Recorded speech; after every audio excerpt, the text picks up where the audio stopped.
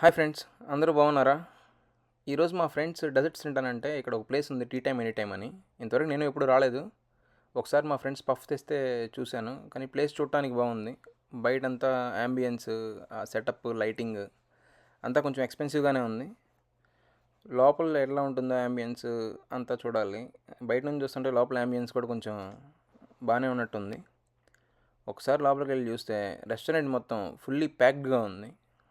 Except 1 or 2 tables, అన్ని tables full అయిపోయి ఉన్నాయి. ఇంకోటి ఏంటంటే ఇప్పుడు టైం 11:40 అయింది.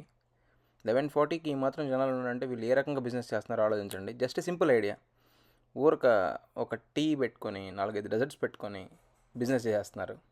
డెజర్ట్స్ చూడండి, అన్ని డిఫరెంట్ డిఫరెంట్ కలర్స్లో కొంచెం బాగా డిజైన్ చేశారు. చూడటానికి బాగున్నాయి, తినడానికి ఎలా ఉంటాయో తెలియదు. ఒక్కసారి ఇక్కడ చూస్తే ఎగ్ పఫ్లు, కర్రీ పఫ్లు, వెజ్ పఫ్లు, బీఫ్ పఫ్లు, చీజ్ పఫ్లు, బటర్ పఫ్లు, వీళ్ళు రకరకాల పఫ్లు పెట్టారు. ఈ పఫ్ లాస్ట్ టైం మా ఫ్రెండ్ తెచ్చాడని చెప్పాడు కదా, అప్పుడు ఏమంత గొప్పగా లేదు పఫ్ అది. మేము ఒక 2 డజర్ట్స్ తీసుకొని వచ్చాము. $13.09 అయింది. దగ్గర దగ్గర 1000 రూపీస్ ఇండియాలో.